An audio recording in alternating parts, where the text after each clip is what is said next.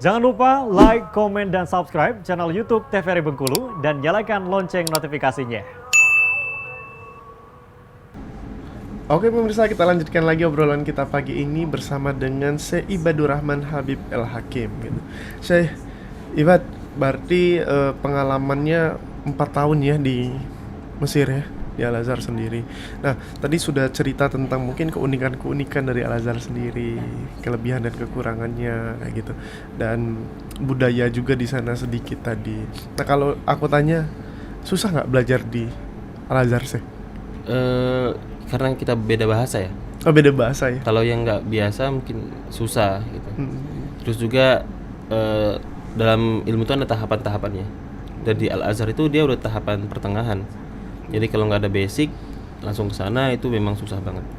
Adaptasinya yang susah. Adaptasinya susah. Gitu. Dari segi kitab susah, kemudian bahasa dukturnya itu susah. Karena dia walaupun dia ingin dia biasakan dengan bahasa Arab yang biasa kita baca gitu, tapi dialeknya tetap aja dialek Mesir. Iya. Gitu. Oh, iya. Jadi kalau untuk para pemuda yang lagi menonton sekarang atau mungkin ada orang tua juga ini, apa nih modal untuk kita bisa untuk melanjutkan studi sampai ke Mesir? Kalau untuk teman-teman yang mau lanjutkan ke Mesir ya siapkan bahasanya. Bahasa sama Al-Qur'an. Walaupun Al-Qur'an itu minimal 2 juz sih. Kalau Kemenak. Kemenak standarin 2 juz. Cuma kan ada peluang lain kayak Kedubes tadi. Iya.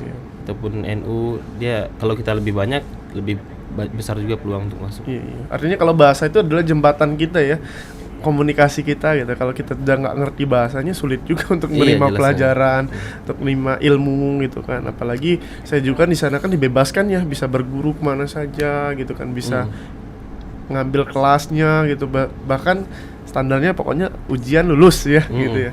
Kayak gitu. Nah, kalau saya sendiri kalau ditanya gitu kan, sampai sekarang sudah banyak sekali prestasi dan riwayat karya-karya yang sudah inilah ya maksudnya didapatkan juga gitu. Kalau ditanya tentang prinsip hidup yang Syekh pegang, Syekh Ibad pegang sampai sekarang apa nih? Ada ayah selalu tamin ke kami anak-anak itu. Dunia itu tempat kita itu bercocok tanam. Atau tempat penjaranya orang-orang beriman. Nah, kita panennya nanti di surga. Jadi kalau apapun yang diceritakan, kalau ada capek, sakit, itu hal yang wajar. Karena kan tujuannya surga gitu kan. Tujuannya hal yang besar. Pasti usahanya harus besar juga. Pengorbanan yang harus diberikan besar gitu. Itu apa masalah, misal waktu itu sempat ada inflasi Mesir. Jadi kan uang kita itu awalnya 1 juta rupiah dapat 1.000 pon. Sekarang 1 juta dapat 2.500. Nah, waktu itu uang saya pon semua. Jadi tiba-tiba yang misalnya 1 juta jadi 300.000. Nah, itu kan musibah juga itu kan. Jadi teman-teman semua juga kaget gitu. Cuman ingat pesan ayah tadi, ya namanya dunia gitu, tempat capek, tempat emang tempat berjuang lah. Iya, kalau dunia yang hilang itu hal yang wajar. Gitu. Dan memang kita menyiapkan untuk nanti di akhirat nanti gitu ya. Nah, kalau saya sendiri melihat misalnya kan peluang-peluang pemuda-pemuda Indonesia nih pasti banyak sekali ya untuk bisa menyebar kebaikan untuk umat juga gitu. Apa nih pesan-pesan untuk para kaula-kaula muda lah gitu kan? Yang pertama, jangan hilangkan interaksi dengan Al-Qur'an. Apapun itu. Mulai dari misalnya menghafalnya, nggak bisa 1 halaman gitu sehari, setengah halaman aja. Nggak bisa juga ya 2 baris lah. Amma yatasaalun 'anin naba'il 'azim alladzi hum fihi mukhtalifun. Dah selesai. 1 hari kayak gitu ya, dikit insyaallah lama dapat berapa surah. Ya untuk dibaca gitu. Jangan sampai bacaan sholat kulhu inna atoina lagi ya. Dibalik-balik itu aja. Balik-balik itu aja gitu. Gitu. Atau kalau malas juga misalnya banyak kesibukan, baca Al-Qur'an. Baca Al-Qur'an. Atau buat misal udah udah sibuk banget gitu kan, nggak ada waktu lagi tuh, pulang rumah udah langsung tepar.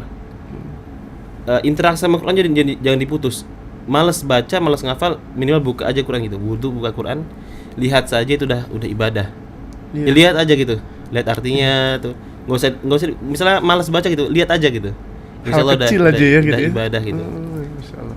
Jangan sampai lepas interaksi, karena Quran sama Rasul tuh seharusnya di yaumil qiyamah beri syafaat, tapi karena kita lepas interaksi dengan Al-Quran malah dituntut sama Rasul. Iya. Baik, mungkin terima kasih Syekh gitu ya. Pesan-pesannya juga semoga yang lagi menonton juga, baik dari generasi muda atau yang ayah dan bundanya gitu, tetap harus menjaga interaksi kita kepada Al-Quran ya Syekh ya gitu ya. Terima kasih Syekh gitu kan. Semoga ilmunya bermanfaat, semoga sehat selalu dan rezekinya dilancarkan Ya Rabb. untuk membantu umat juga gitu. Terima kasih sudah hadir di studio kita. Dan terima kasih juga untuk para pemirsa sudah setia menemani obrolan kita pagi ini. Semoga tetap semangat nih untuk bisa menjaga interaksinya kepada Al-Quran. Setidaknya kata Syekh Ibad tadi, wudu, buka Quran, alhamdulillah gitu ya. Kalau walaupun belum bisa membaca, walaupun belum apa, semoga kita dimudahkan untuk mencari keberkahan di dunia maupun di akhirat. Akhirnya saya Kula Nasrullah mewakili kerabat kerja yang bertugas pamit undur diri. Terima kasih atas perhatiannya. Wassalamualaikum warahmatullahi wabarakatuh dan sampai jumpa.